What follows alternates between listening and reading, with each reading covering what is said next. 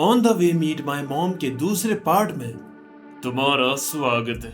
जिसने पहला पार्ट देखा है उसे समझ में आ गया होगा कि ये किस तरह की मान हुआ है। बट हाँ, ये वाला पार्ट इसके पिछले पार्ट से भी ज्यादा खतरनाक होने वाला है। इसमें तुम काफी इमोशनल होने वाले हो। इसमें और भी काफी सारी चीजें खुलने वाली हैं एंड जो इसका एंड भी कर रहा है वो भी काफी होलसम है। तुम्हें मजा आ जाएगा। तो चलो बिना वक्त गवाए अब सीधा स्टार्ट करते हैं। साथी on the way to meet mom part 2। अब इस पार्ट की शुरुआत होती है और जैसा हमने पिछले पार्ट में देखा था कि मोरी उस औरत को देखकर रो रहा था क्योंकि वो काफी ज्यादा डरावनी थी। तभी राइडर भी वहां आ जाता है। अब इसके बाद मोरी डर के मारे और निराश होकर बेड के नीचे बैठा हुआ था और राइडर उसे समझाने की कोशिश कर रहा था कि कोई बात नहीं, ऐसा होता है, जैसा तुमने सोचा था वैसा नहीं हुआ, मैं जानता हूँ, बट निराश होने की कोई बात नहीं है, चलो अब जल्दी से बाहर आ जाओ। लेकिन इसके बाद भी मोरी बाहर नहीं आ रहा था। फिर राइडर बाहर आता है और उस लेडी से मिलता है। वो कहता है उसे थोड़ी देर अकेला छोड़ दो, वो अपने आप ठीक हो जाएगा थोड़ी देर में। तभी वो लेडी कहती है शायद उसने जो एक्सपेक्ट किया था मैं बिल्कुल भी वैसी नहीं हूँ। एंड पता है ये लेडी वही है मोरी की पेट्रॉन जो उसके लिए गिफ्ट वगैरह बेचती थी and also the head of फैकलैंड एंड इसका नाम है मिरिया।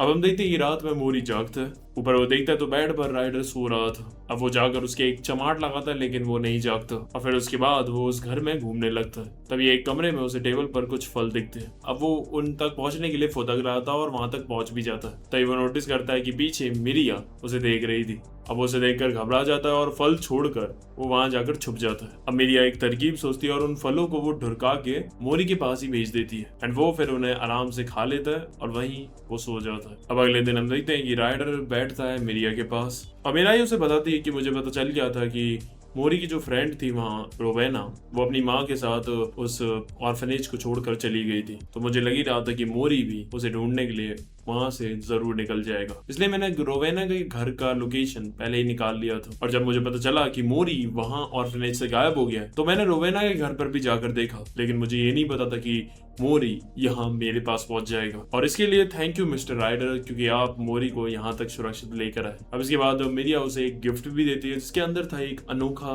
क्रिस्टल। अब जो राइडर उसे देखते ही समझ जाता कि ये तो एक असली स्टार का फ्रेगमेंट है और वो समझ गया था कि इसे बेचकर तो वो माला माल हो जाएगा। वो कहती है कि ये तुम्हारी मदद करेगा यहाँ से निकलने के लिए और जिस भी जगह तुम्हें जाना हो इससे तुम जा सकते हो। लेकिन तभी राइडर को वो सारी यादें याद आती हैं जो भी उसने मोरी के साथ बिताई थी और वो इंसिस्ट करता है कि उसे ना थोड़े दिन और यहीं पर रहना चाहिए, क्योंकि क्या है कि मोरी ना उससे काफी ज्यादा अटैच हो गया तो वो उसके बिना ऐसे एकदम से रह नहीं पाएगा। और इसमें फिर मिरिया भी सहमत हो जाती है। तभी राइडर नोटिस करता है कि वहाँ वही बंदा आ गया था जिस बाउंटी हंटर से उसकी फाइट हुई थी। मेरा ही पता थी कि मेरा ही बंदा है और इसका नाम है जायर। एक्चुअली में से लगा था कि तुमने मोरी को किडनैप किया है पैसों के लिए, इसलिए इसने तुम पर हमला किया था। राइडर कहता है अरे कोई बात नहीं, पुरानी बातों को गोली मारो। अब इसके बाद जो राइडर था वो आया को ना मोरी के साथ भेज देता है उस घर की सैर करवाने के लिए, क्योंकि उसे अभी मिरिया से भी कुछ बात करनी थी। अब वहाँ उस रूम में सबके सब बैठे हुए थे। तभी मिरिया कहती है हम सलेम से बात नहीं कर पाए। वो पूछता है सलेम ये कौन है। वो बताते हैं कि क्या तुम आर्बिटर को जानते हो। वो बताता है हाँ बिल्कुल। अब हमें बताया जाता है कि आर्बिटर वो है जिसने अर्थ बनाया है। उनके पास हर एक पावर, लॉ, सब कुछ है और उसी हिसाब से वो इस दुनिया को चला रहे हैं। और आर्बिटर के ना 2 आर्म्स हैं जो इस पूरे दुनिया का वेट कैरी करते हैं और इसके अलावा उनकी 3 टांगे भी हैं जो क्रिएट करती हैं परफेक्ट बैलेंस एंड स्टेबिलिटी इस दुनिया में। मेरा ही बताता है कि I am one of the fingers of arbiter and मुझे ब्लैक होल को मैनिपुलेट करने की पावर्स दी गई। और जो सलाम है वो भी मेरी तरह ही वन ऑफ द 7 फिंगर्स में से एक है। और जो जेर है ये मेरा ही आदमी है, मैंने अपनी कुछ पावर्स इसे दी हैं, ये सिर्फ ब्लैक होल ओपन कर सकता है। अब वो बता दी कि सलाम को जितना इलाका दिया गया है अर्थ को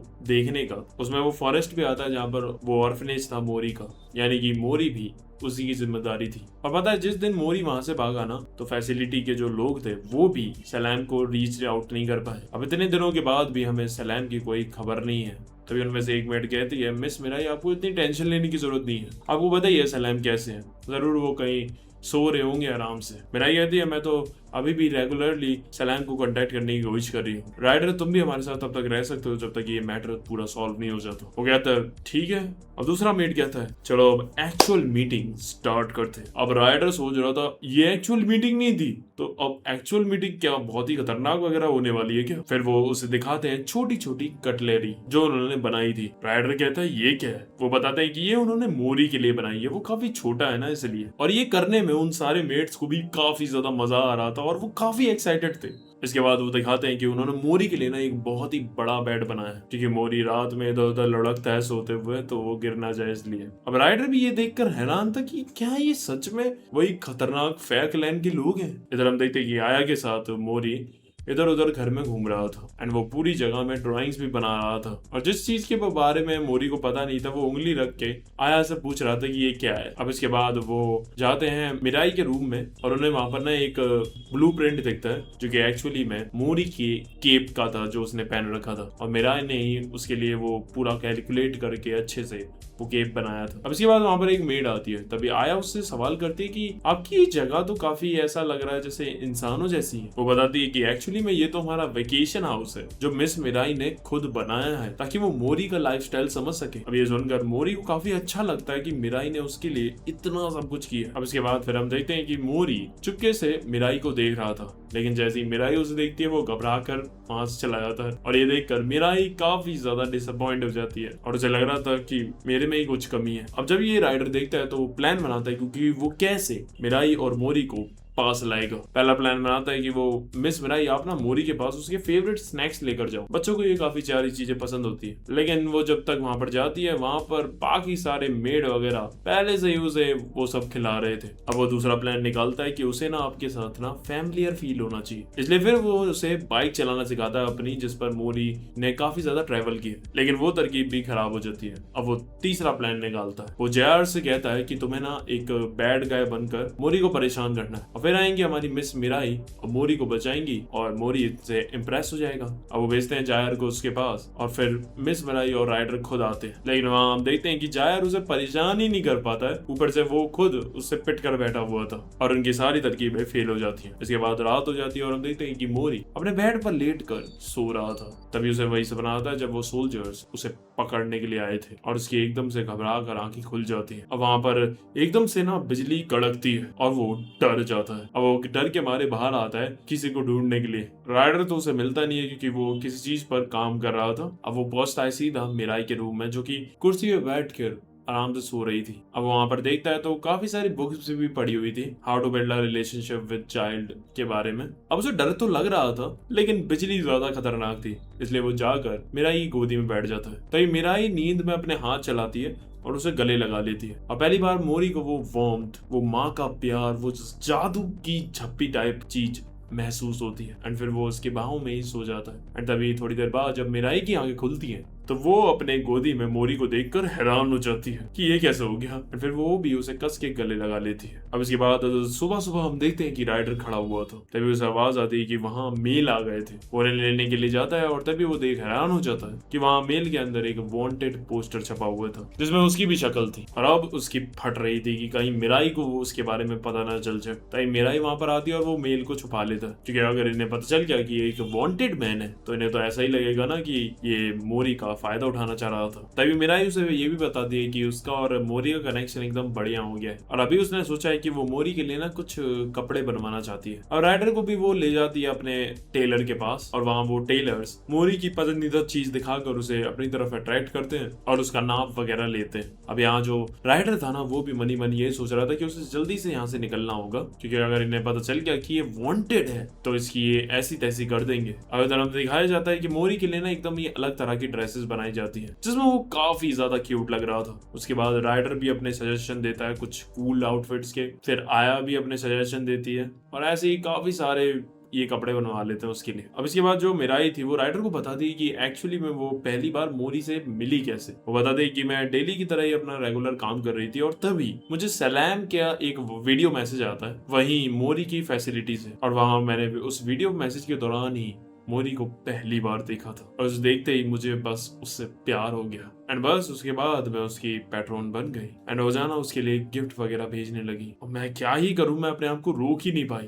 तभी हम देखते कि वो वहां से निकल रहे थे। तभी वहां एक सोल्जर आता है जिसके सर पर वैसी ही सर्कुलर लाइट थी और मोरी को उसे देखकर उन सोल्जर्स की याद आ जाती है। अब वो उस पोर्टल के एरिया से भागने लगता है और वो भाग कर एक दूसरी लोकेशन पे पहुंच जाता है। तभी राइडर भी उसके पीछे भाग रहा था। हम देखते कि यहाँ पर एक बंदा मोरी के ऊपर ही पैर रखने वाला था और यहाँ पर राइडर भी काफी मुश्किल में था कि वहां कैमरास थे जो उसे आइडेंटिफाई कर लेते दिखते ही। लेकिन इससे पहले ही मिराई जो थी वो अपनी पावर से वहाँ एक अलग ही स्पेस बनाती है और उन दोनों को वहाँ खींच लेती है। और जो मोरी था वो काफी ज्यादा इससे घबरा जाता है और वो जोर जोर से रोने भी लगता है। एंड फिर वो उसे चुप करा कर घर ले आते हैं। और वहाँ पर रात में वो आराम से सो रहा था, तो ये मिराई और राइडर बात कर रहे थे कि इसे वो सर्कुलर लाइट्स देखकर ही कुछ हो जाता है। मिराई बताती है इसलिए तो मैंने अभी भी यहाँ पर कैंडल्स लगा दी हैं रोशनी करने के लिए। राइडर कहता है हमें इस प्रॉब्लम का हल निकालना पड़ेगा कि इसे क्या प्रॉब्लम है इन सर्कुलर लाइट से। अब इसके बाद ना हमें मोरी के पर्सपेक्टिव से चीजें दिखाई जाती हैं कि अगले दिन जो मोरी और राइडर थे ना वो कुछ बातें कर रहे थे, लेकिन उसे कुछ घंटा समझ नहीं आ रहा था, इसलिए हमें उनकी बातों में भी गुचड़ मुचड़ ही दिख रहा था। अब इसके बाद ये मोरी के लिए ना एक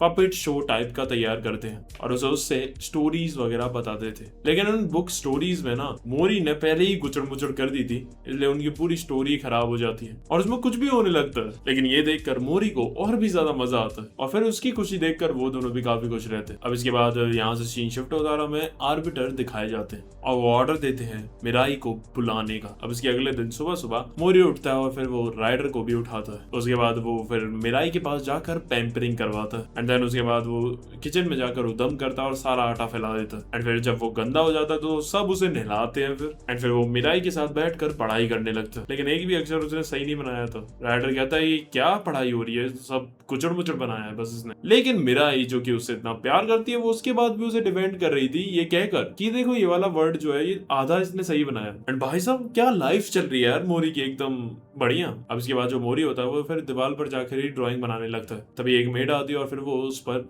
गुस्सा करके उसे डांटती है और फिर वो उसी से वो दीवार भी साफ करवाती है, जिससे मोरी काफी ज्यादा चिढ़ जाता है। फिर उसके बाद मिराई भी उसे समझाती है कि ऐसा नहीं करते। अब इसके बाद मेल आता है, जैसे सुनते ही राइडर तुरंत पहुंच जाता है उसे लेने के लिए। अब वो ये देखकर खुश था कि उसके बारे में कोई न्यूज नहीं आई थी। अब इसके बाद मिराई राइडर से बात करने के लिए ना उसे बुलाती है एंड अब उसे ऐसा लग रहा था कि कहीं ने पता तो नहीं चल गया कि मैं वांटेड हूँ, और अब उसकी फट रही थी। अब उसे बुलाने के बाद जो मिराई थी वो उसके हाथों में आर्बिटर स्टोन्स देती है जो कहीं भी पोर्टल्स खोलकर उसे पहुंचा सकते हैं। वो बताते हैं कि वो अभी आर्बिटर से मिलकर आई थी। अब राइडर को लग रहा था कि क्या इसे मेरे बारे में पता चल गया और इसने आर्बिटर्स को मेरे बारे में बता दिया। लेकिन मिराई जो थी फिर वो उसे ऑफर करती है कि वो उसका क्लैन ज्वाइन कर ले। वो हैरान हो जाता है कि ये क्या बोल रही है। वो बताती है कि मैंने आर्बिटर से रिक्वेस्ट की है कि मोरी को मैं अपने क्लैन में ही ज्वाइन करवा लूं एंड उन्होंने मोरी को बुलाया उनसे मिलने के लिए। और जब अब मोरी हमारे क्लैन को ज्वाइन कर लेगा तो जो तुम पर टाउन पर अटैक नहीं हुआ था वो सीधा फै क्लैन पर अटैक माना जाएगा और उससे मैं तुम्हें भी प्रोटेक्ट कर पाऊंगी क्योंकि उसके बाद ही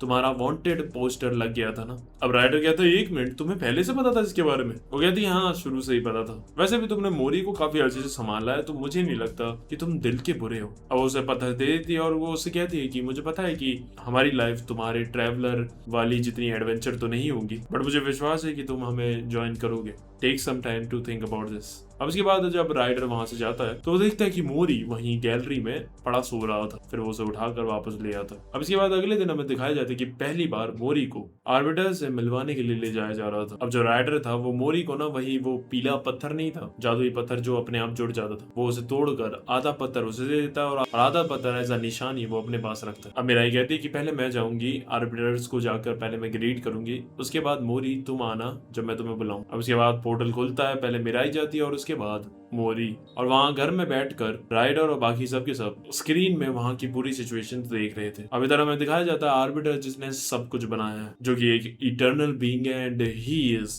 everything, he is the universe, he is the Galaxy, everything. और राइडर भी उसे पहली बार देखकर हैरान हो जाता है। अब मिराई बुलाती है मोरी को, जारा उसे बताता है कि तुम्हें बस सीधा सीधा जाना है मिस मिराई के पास। अब वो धीमे धीमे चलकर वहां जाने लगता है और उन्होंने जो उसकी प्रैक्टिस कराई थी वो काम आ रही थी। तभी हम देखते हैं कि वहां पर ना कई सारे गार्ड्स भी खड़े हुए थे और तभी मोरी की नजर एक गार्ड पर पड़ती है और वो वैसे ही गार्ड्स थे जो उसे भी पकड़ने के लिए आए थे। एंड तभी उन्हें देखकर वो घबरा जाता है और नीचे गिर जाता है। एंड तभी वो उसको उठाने लगते हैं, लेकिन मोरी फिर गुस्से में आता है और वो उन्हें काट लेता है। अब तभी मिराई अपनी पावर्स का यूज करती है उसे निकालने के लिए, लेकिन वो भूल गई थी कि वो वहां पर अपनी पावर्स का यूज नहीं कर सकती। एंड तभी आर्बिटर ही मोरी को अपनी पावर से पकड़ लेते हैं एंड फिर मिराई से कहते हैं अभी मुझे इस चीज के बारे में पूरा एक्सप्लेनेशन चाहिए। अब इधर से सीन शिफ्ट होता है, हमें दिखाया दिखाया जाता है कि मिराई राइडर और बाकी सबके पास वापस आ जाती है घर। राइडर कहता है वो लोग उसे अनस्टेबल कह रहे हैं। कम ऑन, वो बच्चा है एक, उन्हें पता होना चाहिए कि बच्चे ऐसे ही होते हैं, उनमें इतनी समझ कहाँ है। और मिराई भी यही सोच रही थी कि वहां पर सलेम के वो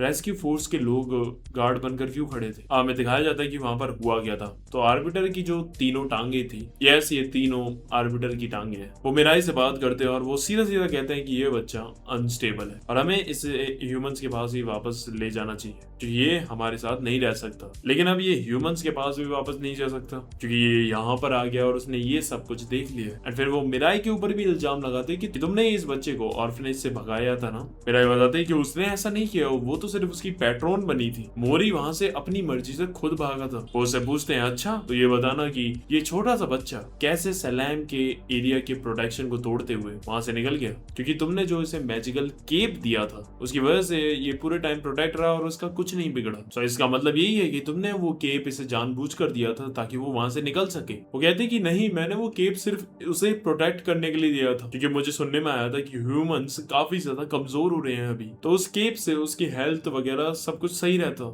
मेरी ऐसी कोई इंटेंशन नहीं थी कि वो वहां से भाग जाए और वो यहाँ तक हमारी सिटी तक भी किसी की हेल्प की वजह से पहुंचा है। वो कहते हैं अच्छा वो हेल्प कहाँ है, लेकिन अब वो राइडर को बचाने के लिए कह देते हैं कि वो हेल्प का हमें नहीं पता, वो गायब हो गया। अब वो कहते हैं कि हम इस इंसान के बच्चे को अभी तो ह्यूमन वर्ल्ड वापस नहीं भेज सकते हैं जल्दी, लेकिन इसे अभी हमें रेस्ट्रिक्टेड फैसिलिटी में रखना होगा। मिराई कहती है कि इसे वहां मत भेजिए, हमारे लिए वो जगह फैमिलियर है क्योंकि हम बचपन में उधर रहे हैं, लेकिन मोरी एक इंसान है, छोटा बच्चा है, उसके लिए वो जगह बिल्कुल ही नहीं होगी और वो हमारे बिना वहां पर रह भी नहीं पाएगा। वो कहते हैं हम इसके बारे में अगली बार बात करेंगे, आज के लिए यही कोर्ट समाप्त होती है और तब तक के लिए मोरी रेस्ट्रिक्टेड फैसिलिटी में रहेगा। अब जब मिराई वहां से जा रही थी तभी आर्बिटर उसे एक विजन दिखाता है और उसे असलियत दिखाता है कि वो अभी तो मोरी के साथ रहकर काफी खुश हो रही है, लेकिन वो एक इंसान है, वो हमारी तरह लाखों साल तक जिंदा नहीं रहेगा, वो जल्दी ही बूढ़ा हो जाएगा और मरेगा, वो भी तुम्हारे हाथों में ही, इसलिए उससे इतनी अटैचमेंट मत जोड़ो। अब हमें दिखाया जाता है कि इसके बाद एक हफ्ते तक जो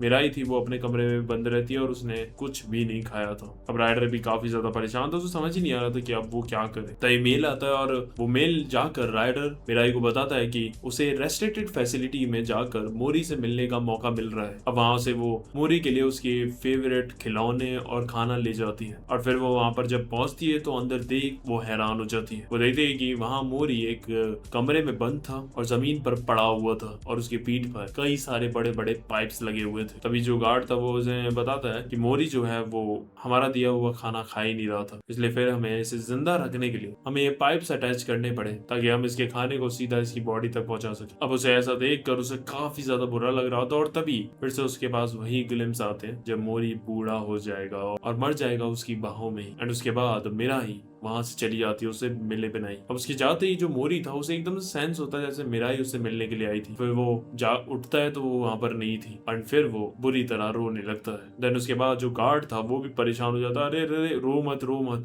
एंड उसके बाद फिर वो पाइप से ही ट्रैंकुलाइजर दे देता है जिसकी वजह से मोरी दोबारा सो जाता है। अब हम देखते हैं कि मिराई से मिलने आता है राइडर। मिराई काफी ज्यादा अपसेट बैठी हुई थी अपने कमरे में। राइडर आता है और कहता है मुझे तुमसे बात करनी है। वो कहती है अभी नहीं राइडर, बाद में। तभी राइडर नोटिस करता है कि जो वो मोरी के लिए खिलौने और खाना लेकर गई थी वो वहीं रखे हुए थे। वो फिर उस पर चिल्लाता है और गुस्सा करता है कि तुम तो उसे खाना वगैरह देने गई थी ना, तो ये यहाँ पर क्या कर रहे हैं? क्या तुम्हें जरा सा भी तरस नहीं आ रहा? क्या तुम उसे ऐसे ही छोड़ना चाहती हो? एंड तभी मिराई के गुस्से से वहां वो पूरी चीज स्पेस में बदल जाती है और वो कहती है डू नॉट प्रोवोक मी। फिर राइडर कहता है so this is your best. ये किया तुमने मोरी को बचाने के लिए, बस तुमने इतनी जल्दी हार मान ली? यहाँ बैठकर रोने से वो वापस नहीं आ जाएगा। अब वो बताती है कि उसने वहां पर मोरी को किस हालत में देखा कि वो जमीन पर पड़ा हुआ था और उसके पीठ पर पाइप लगे हुए थे क्योंकि वो कुछ खा नहीं रहा है। और फिर वो रोने लगती है कि मेरी ही गलती है, मुझे उसे दोबारा वही ऑर्फनेज भेज देना चाहिए था, तो आज उसे ऐसा नहीं सब कुछ सहना पड़ता। मेरी सेल्फिश रीजन की वजह से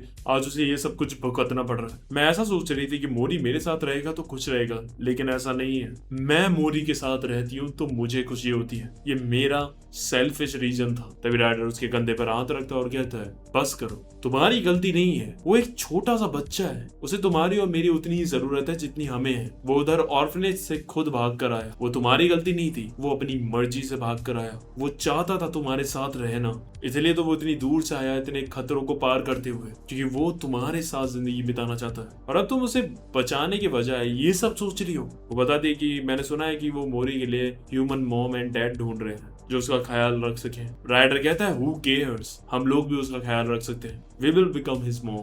अब इसके बाद वो इस सब के बारे में पढ़ते हैं किताबों में कि इंसानी बच्चे को ना एक माँ और एक बाप की जरूरत होती है ग्रो होने के लिए, और इन्हें पेरेंट्स कहते हैं। अब आया उन्हें बताती है कि एक फन फैक्ट ना क्वेश्चन भी है, जब भी किसी भी बच्चे को मॉम या डैड में से किसी को भी चूज करने के लिए पूछा जाता है तो 89% बच्चे मॉम को चुनते हैं। अब राइडर तुरंत ही बोलता है कि मुझे मॉम ही बनना है, और फिर वो उससे पूछता है कि क्या मिराई और मैं दोनों ही मॉम बन सकते हैं। आया कहती है, ऐसी मेरे पास कोई इन्फॉर्मेशन तो नहीं है, बट इसमें भी कोई गलत बात तो नहीं है। अब वहाँ के जो मेट्स वगैरह थी वो भी कहते हैं कि हम भी तो मोरी के पेरेंट्स जैसे ही हैं। एक मेट कहती है कि मैंने मोरी को 600 बार गले लगाया है। एक मेट कहता है कि मैंने मोरी से 400 बार मार खाई है। अब वहाँ एक मेट थी, वो कहती है कि सिर्फ मैं ही थी जिसने मोरी को डांटा था, मुझे उस दीवारों पर पेंटिंग बनाने देने चाहिए थी। अब एक वहां पर मेड कुक था, वो कहता है कि मेरे खाने के बगैर तो मोरी का न्यूट्रिशन ही नहीं पूरा होता, मैंने उसके खाने का पूरा ख्याल रखा। लेकिन अब प्रॉब्लम क्या थी ना कि अगर उन्हें मोरी को वापस लाना है तो उन्हें ये केस जीतना पड़ेगा, और उसके लिए उन्हें पूरी इन्फॉर्मेशन होनी चाहिए कि एक ह्यूमन चाइल्ड को कैसे पालते हैं, जो कि इन्फॉर्मेशन उनके पास नहीं थी। ये इन्फॉर्मेशन होगी उनके पास तभी तो उन पर वो बिलीव करेंगे कि हाँ ये मोरी को पाल सकते हैं। मेरा ये कहते हैं कि मैं सलाम से मिलने जाऊंगी क्योंकि उसी का एरिया था ह्यूमन से रिलेटेड, तो उसे ह्यूमंस के बारे में सब कुछ पता होगा। तभी जहर कहता है कि ये बहुत डेंजरस है बिना इनविटेशन के जाना। मेरा ये कहती है कि अगर हमें ये केस जीतना है तो इन्फॉर्मेशन चाहिए और वो उसके पास ही मिलेगी, और उसने फैसला कर लिया था कि वो जाएगी। और मेरा ये बताती है कि मुझे लगता है कि सलाम प्ले ग्राउंड में ही होगा। अब प्ले ग्राउंड एक एरिया है जो सलाम ने अपने लिए बनाया पूरा, उसमें कई सारे डिफरेंट रूम्स है बड़े बड़े, और उसमें हर एक रूम में उसकी पसंद की चीजें या फिर उसका जो भी इंफॉर्मेशन वगैरह, यानी कि एक तरह से उसके आर्चीव जैसी चीजें, जो भी उसे पसंद है ना पसंद है वो सारी चीजें। अब जो राइडर होता है ना वो प्लेग्राउंड को एक अलग ही चीज समझ रहा होता है, लेकिन फिर जैर उसे बताता है कि इतना सिंपल नहीं है वहां पर पहुंचना। आर्बिटर की फिंगर में से एक है सलाम, और अगर जो भी अनइनवाइटेड वहां पहुंचा तो उसके शरीर में अलग ही तरह का दर्द होने लगता है, उसका माइंड पगला जाता है। एक तरह से वहां अनइनवाइटेड जाना अपनी मौत को दावत देने जैसा। बट मेरा पर अब कोई चॉइस नहीं थी, उसे तो वहां जाना ही था। इसलिए फिर राइडर कहता है कि तुम जा रही हो तो मैं भी तुम्हारे साथ चलूंगा। इसके बाद फिर जैर भी कहता है कि अगर आप जा रही हो तो मैं भी आपके साथ चलूंगा, आपको प्रोटेक्ट करने के लिए। तभी एक मेड आकर कहती है, मेरा अब तुम जा ही रही हो, लेकिन इन दोनों को अगर तुम अपने साथ ले जा रही हो तो फिर तुम्हें इन दोनों को भी बचाना पड़ेगा, सिंपली ये तुम्हारे ऊपर बोझ ही बनेंगे। और ये बात राइडर और जैर के सीधा दिल में चाकू की तरह घुस जाती है, बट क्या करे यही सच बात भी थी। मेरा कहती है ऐसा कुछ नहीं है, जैर को मैं अपनी और थोड़ी और पावर दे दूंगी तो वो काफी यूजफुल रहेगा मेरे लिए, और राइडर को बाहर का एक्सपीरियंस है घूमने का तो वो भी मेरी काफी मदद करेगा। अब इसके बाद वो वही स्टार पार्टिकल का वो क्रिस्टल निकालती है और उसे स्मैश करती है, जिससे एक पोर्टल खुलता है और वो सीधा पहुंचते हैं समुद्र के बीच। अब उसके बाद वो किनारे पर आ जाता है और सामने देखते हैं तो काफी ज्यादा पहाड़ और जंगल थे। अब उन्हें एग्जैक्ट लोकेशन नहीं पता थी सलाम के प्लेग्राउंड की, इसलिए अब वो वहां पर ढूंढना चालू करते हैं। वो काफी जंगलों को पार करते हैं, पहाड़ों पर घूमते हैं। उसके बाद रात हो जाती थी तो फिर वो एक गुफा में ही रात गुजारते हैं, जहाँ पर जो जेर था वो बताता है कि जब वो पहली बार मोरी को पकड़ने के लिए आया था तो जब उसने राइडर की गोदी में उसे देखा कि उसके एक्सप्रेशन कितने ज्यादा डरे हुए हैं तो वो देखकर वो खुद ही घबरा गया, और उस दिन से आज तक वो एक्सप्रेशन वो भूल नहीं पाया मोरी के फेस के, और वो जिंदगी में कभी नहीं चाहता कि वो कभी भी मोरी के फेस पर ऐसे एक्सप्रेशन देखे, जो कि दिखाता है कि वो भी कितनी ज्यादा केयर करता है मोरी की। अब इसके बाद अगले दिन फिर वो पहाड़ों से होते हुए पहुंचते हैं एक जगह जहां पर उन्हें एक बड़ा सा गेट दिखता है। उसके अंदर वो जाते हैं और वहां पर उस फैसिलिटी से रिलेटेड एक ड्राइंग दिखती है, और वो थोड़ा समझ जाते हैं कि मे बी ये सलाम का ही एरिया है। तभी वहां पर वो देखते हैं तो वहां पर कुछ रकून थे, और जब राइडर उनके पास जाता है तभी एकदम से एक ऑरा सा आता है जो राइडर को पकड़ लेता है, एंड हम देखते हैं कि सामने सलाम का वो गार्ड आ जाता है। अब जैर जाता है जल्दी से उस पर अटैक करने के लिए, लेकिन वो उसे भी चकमा देकर वहां से पार आ जाता है और सीधा मिराई पर आ रहा था हमला करने। लेकिन मिराई तो काफी पावरफुल थी, वो एक पोर्टल सा खोलती है और उसे स्पेस पोर्टल में बंद कर देती है। लेकिन तभी उसे आवाज आती है उसमें से। Oh my goodness, Mirai. फिर वो उसे बाहर निकालती है और फिर हमें पता चलता है कि वो उस गार्ड को पहले से जानती थी और उसका नाम था नफाल।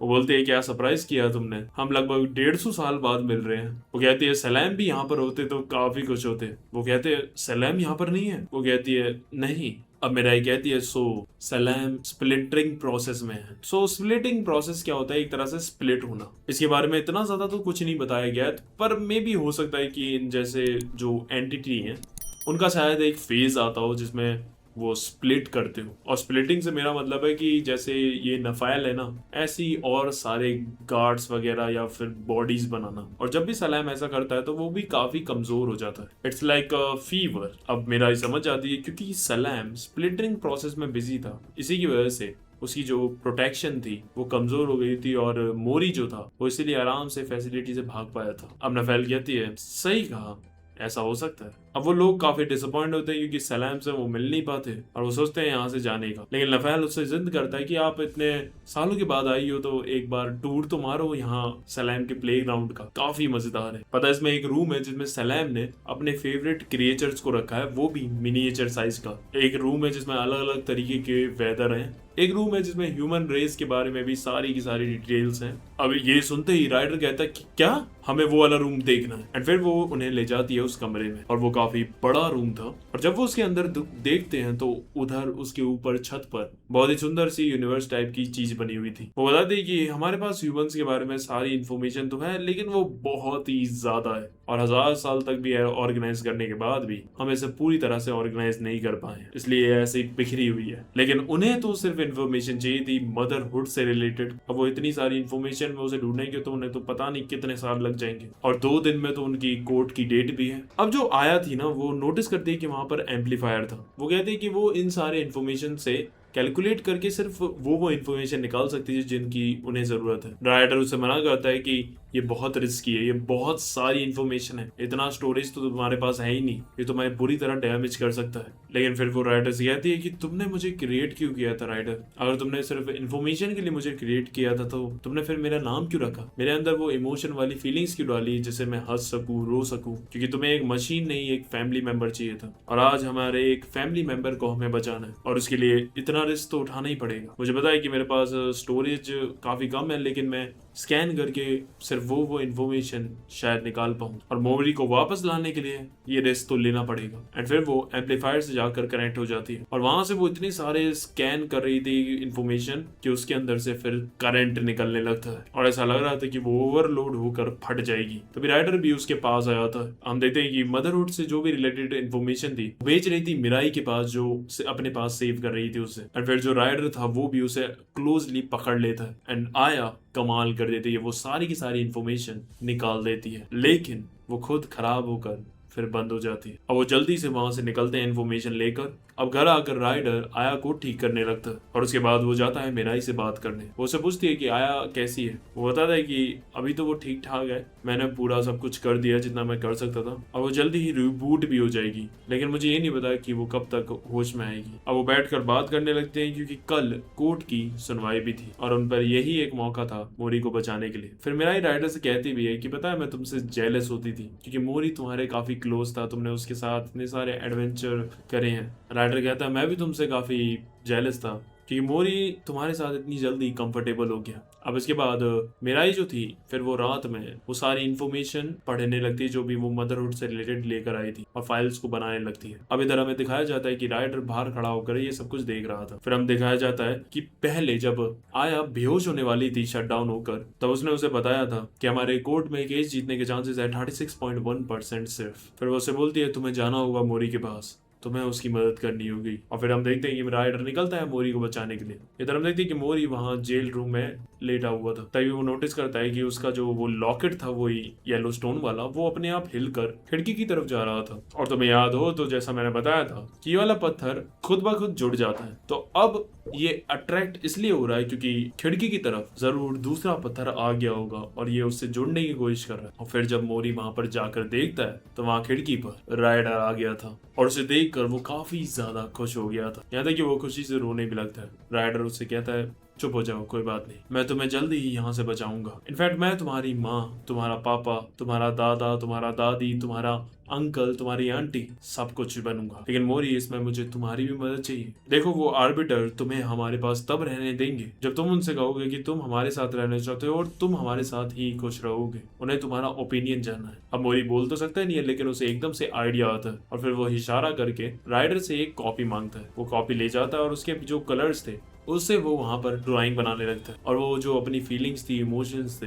वो उस ड्राइंग में उतारने लगता है। फिर हमें कुछ ग्लिम्स दिखाए जाते हैं जहाँ पर उसे मिराई ने लिखना भी सिखा दिया था। तभी हम देखते हैं कि वहाँ के गार्ड जो थे वो राइडर को नोटिस कर लेते हैं। अब इधर सीन शिफ्ट होता रहा, हम देखते हैं कि अगले दिन मिराई पहुंचती है कोर्ट में और वो उसे पूछते हैं, अब बताओ तुम हमें अपना आंसर। मिराई कहती है कि मैं मोरी को गिव अप नहीं करूंगी। वो बोलते हैं, हमें यह बताओ तुम उसे पालोगी कैसे, तुम एक इंसान ही नहीं हो, तुम उसे समझोगी कैसे। वो कहती है, लेकिन मोरी को जहाँ कंफर्टेबल लग रहा है उसे वहीं रहना चाहिए और वो हमारे साथ काफी कंफर्टेबल है। वो कहते हैं, चलो एक बार को अगर हमने तुम्हें उसकी रिस्पॉन्सिबिलिटी दे भी दी तो इसका क्या प्रूफ है कि तुम उसे संभाल लोगी। फिर वो अपनी इन्फॉर्मेशन निकाल कर दिखाती है जो उसने रात में बनाई थी और उस इन्फॉर्मेशन में उसके सारे के सारे घर वाले लोग थे, मेड, कुक, लॉन्ड्री वाला, सब के सब। और उन सब का एक एक रोल है मोरी का ख्याल रखने का। एक बंदा उसके लिए खाना बनाता है, एक ड्रेसेस बनाता है, एक नहलाता है और वो सब के सब साथ मिलकर उसकी ये रिस्पॉन्सिबिलिटीज उठाने के लिए तैयार थे। अब उसमें से एक आर्बिटरी लैग कहती है, सो ये तुम्हारा आंसर है,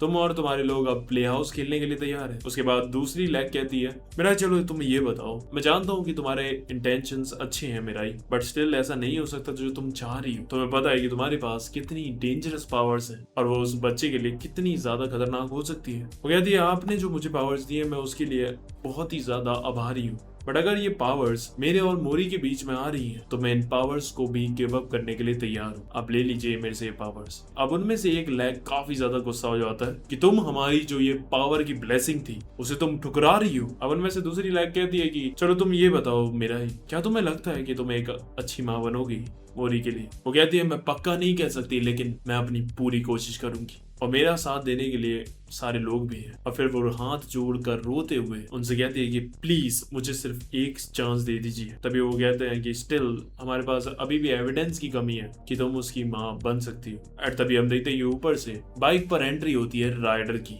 अब वो बिना इन्विटेशन की यहाँ पर आया था तो उसकी बॉडी और दिमाग दर्द करने लगता है और फिर आर्बिटर उसे अपने पोर्टल में पकड़ कर ले आते हैं और उसे कहते हैं, क्या तुम यहाँ पर मरने के लिए आए हो। राइडर कहता है, तुम लोगों को एविडेंस चाहिए था तो ये लो। फिर वो सारी ड्राइंग्स दिखाता है उन्हें जो मोरी ने बनाई थी। वो देखते हैं कि उसने मिराई के साथ, राइडर के साथ और बाकी सारे लोगों के साथ ड्राइंग्स बना रखी थी जिसमें वो काफी ज्यादा खुश लग रहा था और फिर ये देखकर वो समझ जाते हैं। एंड इसके बाद आर्बिटर मोरी को उस जेल से आजाद करके सीधा अपने हाथ पर लेकर आते हैं और उसके बाद उसके जो पाइप्स थे उसे वैनिश कर देते हैं। एंड देन उसके बाद फिर वो उसे टेलीपोर्ट कर देते हैं अर्थ एक हरी भरी फील्ड में जहां वो लेटा हुआ था। एंड फिर वो खड़ा होकर दूर देखता है तो राइडर, मिराई और बाकी सब के सब वहां खड़े हुए तो उसका इंतजार कर रहे थे। यानी कि ये देखकर साफ हो गया है कि वो ये केस जीत गए। अब वो भाग कर जाता है उनके पास और फिर हमें मोरी की कुछ और भी ड्राइंग्स दिखाई जाती है जिसमें उसने राइडर की ड्राइंग पर भी मॉम लिख रखा था, मिराई की ड्राइंग पर भी मॉम लिख रखा था, सारी मेड्स की ड्राइंग पर भी मॉम लिख रखा था। यानी कि उसने सबको ही अपनी माँ बना लिया था। अब इधर हमें दिखाया जाता है जो आया थी वो भी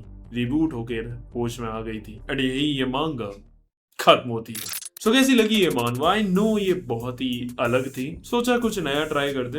बाकी तुम बताना कैसी लगी, अच्छी लगी हो तो लाइक मारो, शेयर करो और हाँ कमेंट करके बताओ कि यार अगली मांगा मुझे कौन सी कवर करनी चाहिए। बाकी अगर तुम्हें और मांगास देखनी है तो यहाँ क्लिक मारो ना। आज के लिए बस करते हैं, आरिगातो।